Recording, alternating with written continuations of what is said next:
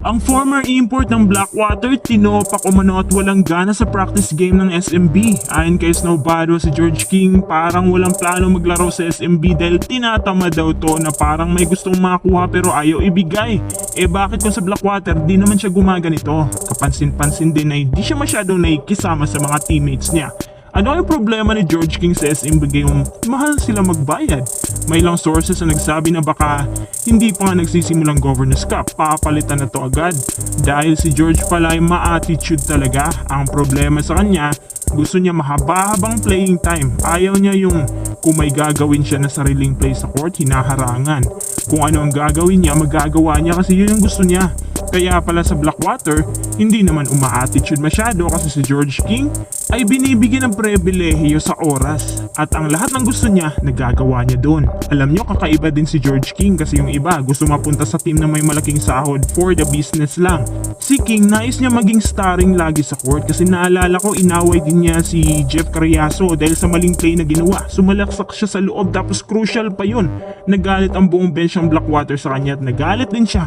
Ma-attitude pala talaga. So far, yun lang naman ang alam namin sa ngayon. Di pa namin alam talagang buong detalye dahil ang balitang to, 3 oras pa since nung naipublish ni Snowbadwa. Kaya bagong-bago pa talaga sa media at konti pang detalye. Gayunpaman, nagdudugtong-dugtong ang mga sinasabi ng SMB officials at insiders sa mga interviews nila.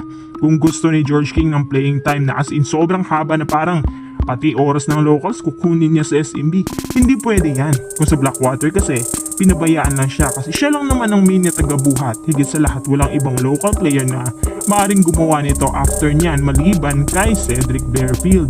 Pero sa SMB na isang caliber team na may maraming caliber players, hindi na niya pwedeng gawin ang gusto niya.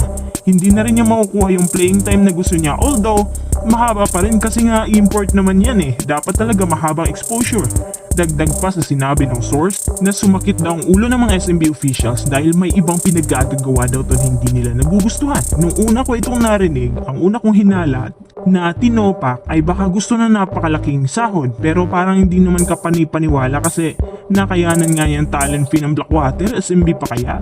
Anyway, capable naman din si George King kaya despite sa kanyang attitude malamang baka titiisin na lang siguro to ng SMB. At usapang SMB pa din tayo. Tungkol nga pala to sa kanilang trade update. Ayon sa spin, kinumpirma po ng SMB ang kanilang mga napiling ipapalit para kay Cedric Bearfield. At ngayon lang din umamin ng SMB. Sa mga hindi naniniwala, maaari nyo naman basahin ang articles ng spin. Ayon sa SMB, ipapalit daw nila para kay Bearfield ay si Jericho Cruz at Andreas Cahilig. Itinanggi noon ng SMB ang balita sa trade rumor kay Jericho. Kasunod pa nito pinag-sign nila si Jericho ng contract extension. Si Andres Cahilig halata namang kinuha lang ng SMB para gawing trade assets sa mga susunod na players na kukunin nila. Pero teka, si Bearfield nasa kanyang prime. Nagka-coverage yan ng 20 to 21 points per game habang si Jericho aging at nagsuslow down.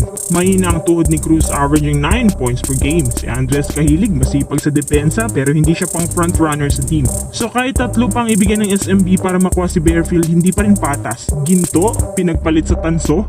Pamilyar ba? Parang naulit lang ang trade ni CJ Perez na kung saan isa nga yan sa mga trade na nakakagulat sa lahat at syempre SMB din gumawa niyan. Ang SMB minsan lang mag-trade pero nakakagulat nga.